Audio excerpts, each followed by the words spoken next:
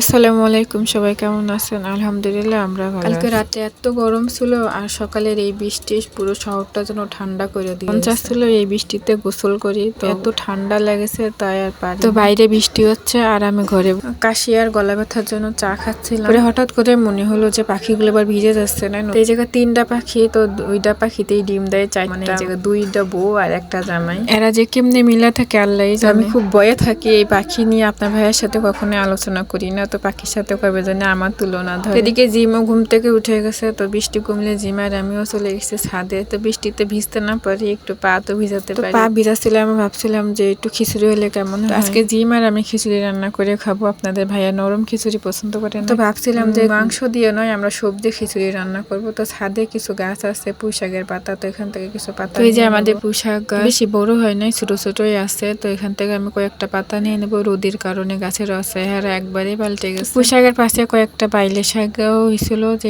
বিচি পড়ছিল, জায়গাতে কয়েকটা পাইলে শাক নিয়ে নেবো। সব কিছু মিলাই একসাথে খিচুড়ি রান্না করবো। আমার শাশুড়ি বলতো যে আলু শাক দিয়ে, আলু শাকের পাতা দিয়ে খিচুড়ি রান্না করবো, তো এতে অনেক পরিমাণে আয়রন আছে। ছাদে এই 3 পদেরই শাকই ছিল যেগুলো খিচুড়িতে দেওয়ার, 3টাই নিয়ে নিছি আমি, আর এই করাতে আমার হয়ে যাবে, বেশি লাগবে। তো জিমরে বলছিলাম যে চলো শাক তোলা শেষ, এবার আমরা চলে যাই। তো ওই যে ও চলে যাচ্ছে, আর থাকবে না ছাদে। তো আজকে আপনাদের আমার দেবরের ছাদ বাগানটা একটু ঘুরে দেখায়। তো এই হচ্ছে আমার দেবরের ছাদ বাগান। তো চাকরির পাশাপাশি ও ছাদ বাগানটাও খুব সুন্দর ভাবে করতেছে, আর অনেক কষ্টও করে এগুলোর পিছনে। তো জীবনে কষ্ট না করলে কিছুই পাওয়া যায় না। তো আমিও চাই জীবনে কষ্ট করতে, নিজে কিছু করতে চাই, কেউ পাশে থাকুক বা না থাকুক। যখন অন্যের ভিডিও দেখে শুনি যে কাছের মানুষগুলো অনেক বেশি কষ্ট দেয় জীবনের শুরুর টাইমে, তো আমার ক্ষেত্রে ঠিক তেমনই হচ্ছে, নিজের কাছের মানুষগুলোই বেশি কষ্ট দেয়। যাই হোক, এতে আমার কোনো দুঃখ নেই। কষ্টের সময় পাশে থাকবে না, এটাই তো জীবনের নীতি। তো কষ্টটা একাই করি, আর কপালে যদি কখনো সুখ লেখা থাকে তো সবার সাথে ভাগ করে নেব। বক বক করতে করতে আমার এদিকে খিচুড়ি সবকিছু গুছাই নিছি। তো এদিকে একবারে সবকিছু দিয়ে পরে আমি হাতে মাখাই খিচুড়িটা রান্না করব। তো সব মশলাই আমি একটু একটু করে নিছি। তো এখন বড় হয়েছে, তো সবকিছু একটু স্বাদ বুঝে, স্বাদ না হলে তার চায় না, তো এই জন্য আমি সবকিছু মিশাই। তো জিমও তো সবকিছুই খাতে পারে, আমরা যা খাই তাই জিমে খাই। তো জিমের জন্য আলাদা করে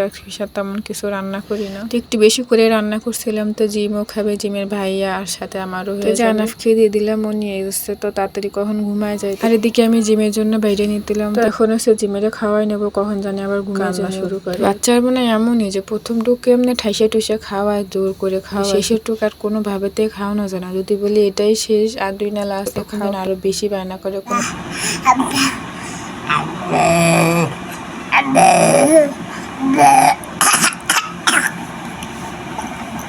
তো সব কাজ কাম শেষ করে তো এখন আছে আমি খাইতে জিমেরও ঘুম পাড়াইছি। মনে হচ্ছে যেন অনেকদিন পরে নিজের একটা পছন্দের খাবার খাই। খিচুড়িটা অনেক মজা হয়েছিল, আমার কাছে অনেক ভালো লাগছে। তো আজকের ভিডিওটা এই পর্যন্তই, সবাই ভালো থাকবেন, আল্লাহ হাফেজ।